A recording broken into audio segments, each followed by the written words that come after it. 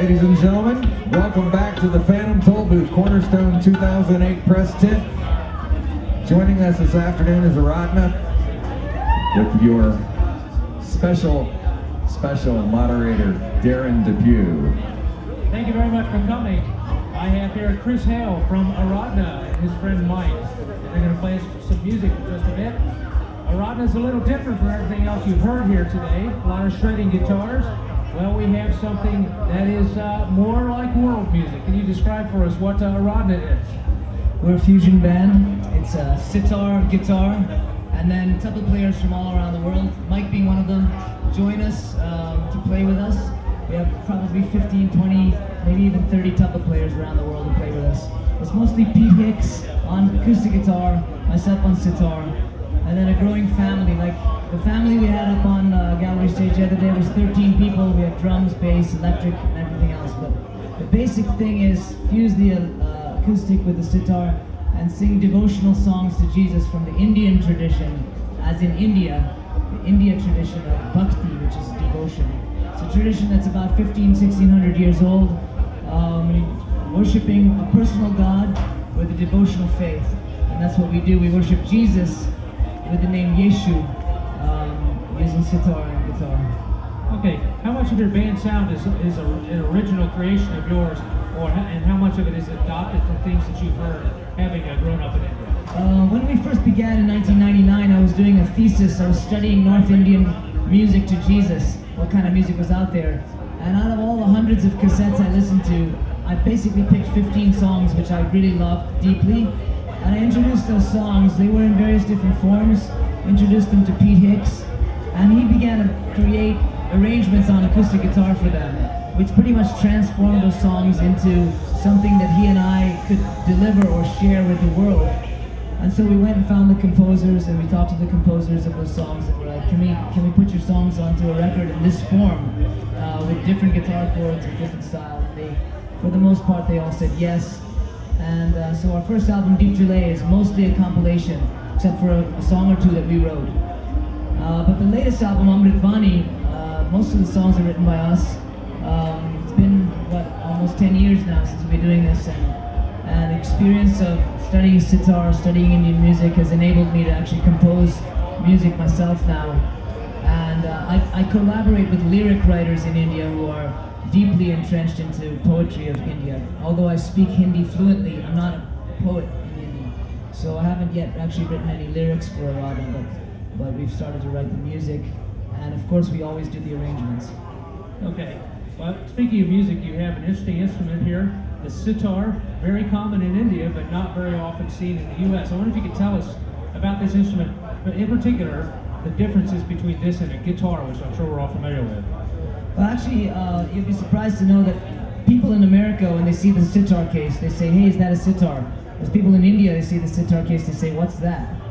So, it's an elite instrument in India. It's for the high-class people who listen to sitar music. It's like going to a violin concerto. I mean, how many people in America go to see a violin concerto?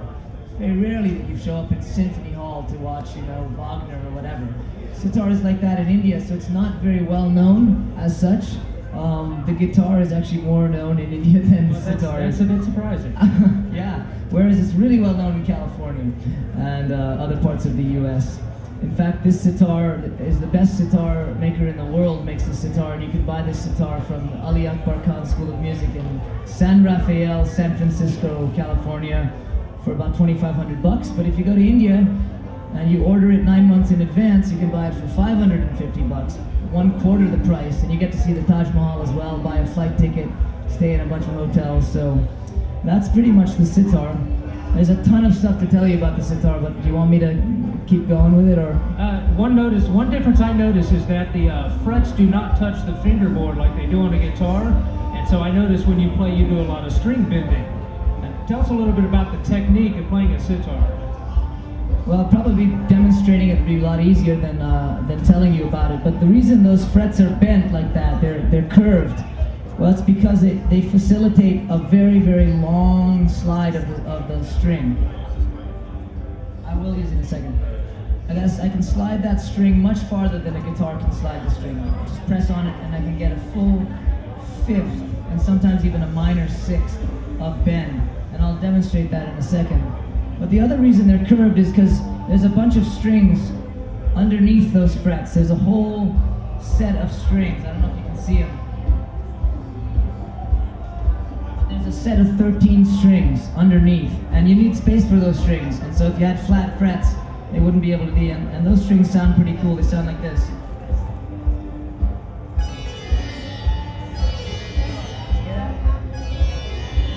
I've tuned those to suit the band Aradhna. We do an hour-and-a-half concert in lots of different keys. And so I have not lots of different keys, but more lots of different modes in the same key of F. And so I've tuned this sitar to suit the band. Whereas in usual Indian classical music, you would tune this to be just one scale that you were going to play. And then you'd have to retune all these 13 strings for the next piece of music that you're going to play. And that's how those 13 strings work. But you don't actually ever do anything more than play them like this. What these strings are meant to do is play by themselves. They're called sympathetic strings. And what they do is they vibrate according to which note I'm playing on the top. Like if I play a D on the top, the D that I've tuned it to underneath, if I've tuned it exactly correctly, is going to ring.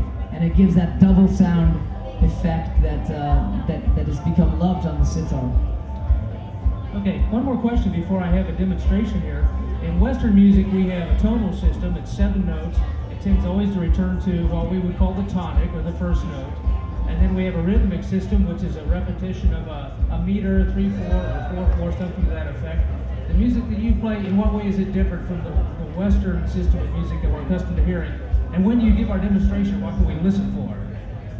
Well, I'll deal with the music part of it as in the melody and as in those notes, and I'll ask Mike to share a little bit about the rhythmic aspect. Is that okay, Mike? By the way, this is Mike List, and he's a fantastic percussionist and a student of the tabla. And in fact, he's a student of the tabla player who played with us the other night on the gallery, Jim Feist. So it's really great to have you here, Mike. He's taken off from the tea house, which we have down the hill there. Have you guys been having tea at the tea house at all? Yeah, that's Miranda Stone, my wife, hooking up people with tea. Anyway, there's theory and then there's practicality in Indian music, and the theory is that there's 22 notes per octave. There's 22 what are called shrutis, which roughly speaking is double the number, not quite double the number of notes that we have in our octave. But in the West, when we think of microtonal music, when we think of whether there's certain people who believe in 72 notes per octave here in the West, in Western classical music, they actually teach you to sing 6 notes per note. Like if you were learning to sing a C at New England Conservatory in Boston, you're learning to sing 6 different types of C's, 6 different types of C sharps, 6 different types of D's. I mean, it's hardcore. So when it comes to India, you know, there's only 22, and those 22 are not used in a single piece. For example, you might have all six notes exactly the same as the Western scale. Now your 7th note is the one that's tweaked a little bit.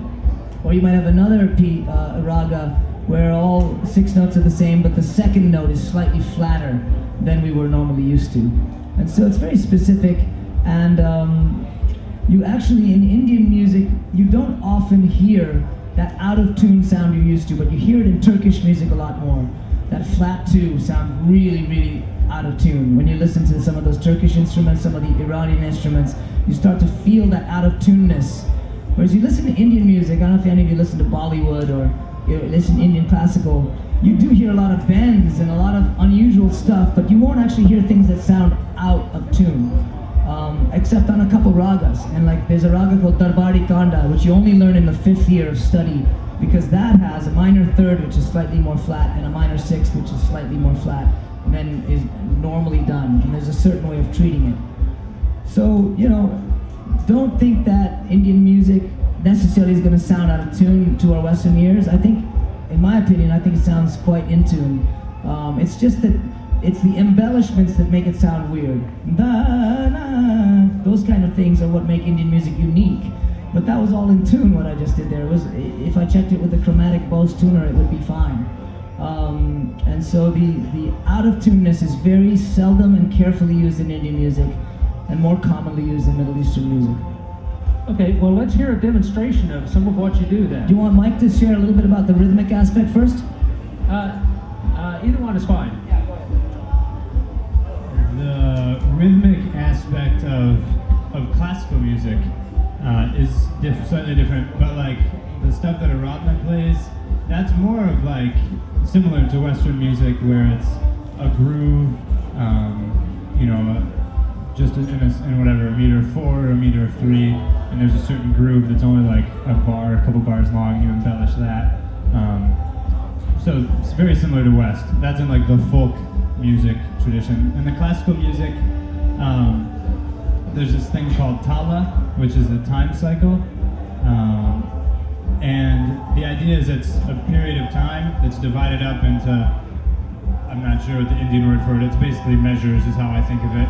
And the most common one is Team Tall, which for me is 4 bars of 4/4. And we'll do that. What's interesting that it's accented by the third bar, if you would. For the tabla player, you don't play an open stroke on the left hand, you play a closed stroke. And what's so important about this time cycle is that beat 1, which is called sum, is that when you're ending a phrase, it ends and climaxes on sum.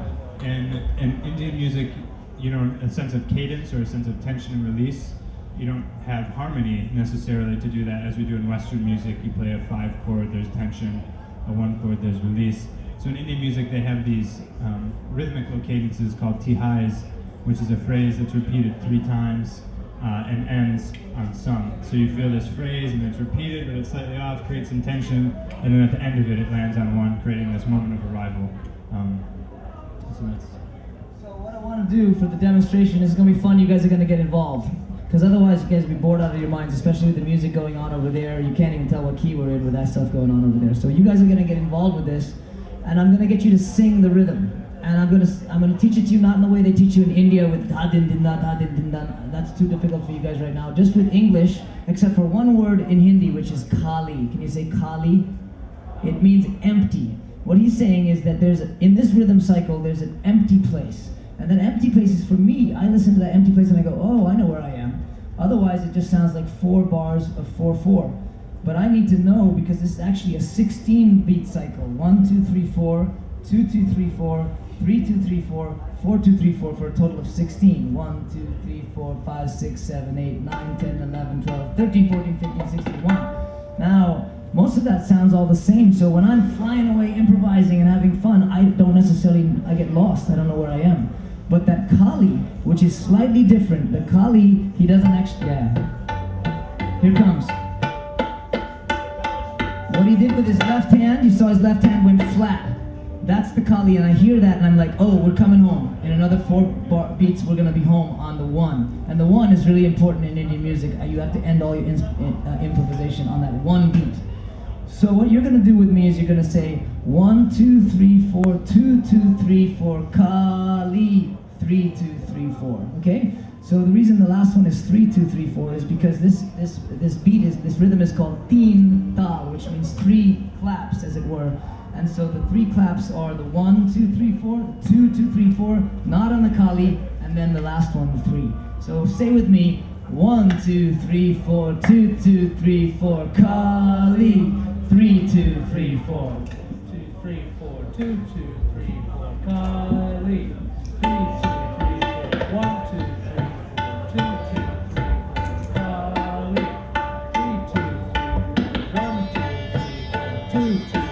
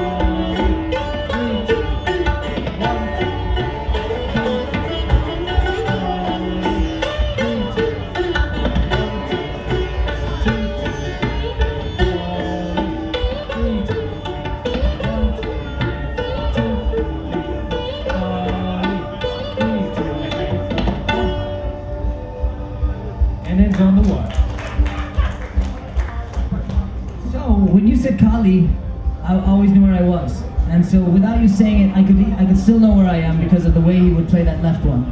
And so whatever improvisation, I was doing really simple improvisation because that's frankly all I can do. I'm not that great in sitar player.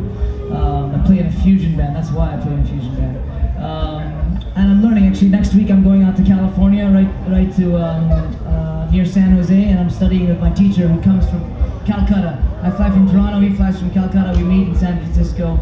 Another 30 or 40 students come from all over the place to study with him, spend 4 days with him. And then Miranda and I go on to India, and I'll be meeting him in Calcutta again for a couple weeks of lessons. But anyway, that's briefly what it is. You always look for the Kali, you look for the sum, S-A-M, sum means the first beat. And everybody's like waiting for that, especially the amazing instrumentalists. They're flying all over the place and you just don't know how they're getting to sum. They're playing such complicated rhythmic patterns. They're trying to throw each other off, but at the end of it, they both come landing right down on the first beat, and it is just wild. I highly recommend getting into Zakir Hussain. Have you heard of Zakir Hussain? Greatest tabla player in the world, possibly. Listen to his music. My teacher's teacher is Nikhil Banerjee. He's passed away now, very sadly, at 1986. But one of the greatest, if not the greatest, sitar player I think ever lived is Nikhil Banerjee. Look these guys up on iTunes, look them up, and start checking out Indian music. Okay. I have one final question, and that has to do with your material, the bhajans. Could you explain what those are? How were they discovered, seeing that they're actually very old, and India is a vast country, not much of it not accessible by road.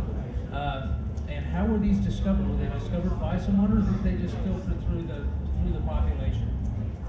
Well, you know, there have been empires in India for thousands of years, and actually to crisscross India has not been that, I mean, it's been a challenging thing to do, but it has been done. And in the 6th century, which roughly speaking is about 1500 years ago, there were these guys who were singer saints, and they were followers of the god Shiva or the god Vishnu.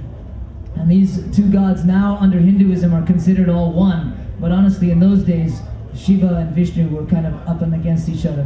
But these people who worshipped Shiva and Vishnu worshipped them in song, and they preached the message through song all over India, essentially. And that is where the bhakti movement, which is called the devotional movement of India, began. And now you can have bhakti to any deity, any even living gurus. You can worship living gurus in India through bhakti. And the idea of bhakti is total surrender to personal God with loving devotion. And so you read the lyrics, they sound a lot like Psalms of David, and they've spread all over India and all over the world.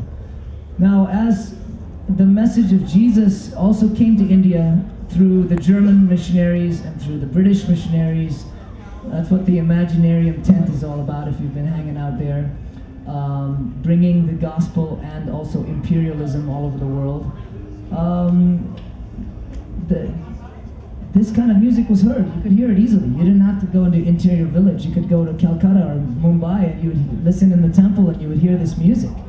And if somebody came to Christ who was a singer, they would automatically just continue to compose songs to Jesus in that style. But unfortunately what happened, even though those songs were being composed, the actual church that developed out of India somehow or other started singing hymns from the West that were translated into those languages. And so these natural bhajan songs, these devotional songs of Indian music, kind of became a side thing in India, not deeply sung, not hugely sung. So if you go to India today and you go walk into a big church in the center of some city, you're not likely to hear music that sounds Indian to you. You're going to hear stuff that sounds Western. And so one of the things that our band Aradhna is trying to do is trying to revive that Indian devotional music to Jesus through singing it through our CDs, through our concerts, and hoping that Indian Christ-following youth will grab a hold of it, possibly because of the attraction of the guitar. Because Indian youth love the guitar. So we've toured India a few times, and we're seeing that happen, and it's pretty exciting. Okay, thank you very much for coming. The tea house is over there by the walking bridge. It's kind of behind the showers and behind the anchor stage. go over there and visit with them. They have fascinating stories about India. Yeah, and we're teaching a cooking lesson at 6 o'clock tonight, Indian cooking, if you want to learn how to cook a very nice meal of rice, lentils, dal, and cauliflower, which is called gobi. Also, our CD is probably we have 4 CDs, but this is our latest one. It's the only type of music out there that is devotional music from India to Christ that is quite like this. I'm hoping and praying that we can train other people in India so that more groups can come out that really do bhajans for Christ in this way. But currently, this is pretty much all that there is. We've got 4 CDs at our merch table as well as down at the tea house. Check them out on iTunes as well, and thanks for letting us be with you. Ladies and gentlemen, Aradhna with your host Darren Depew.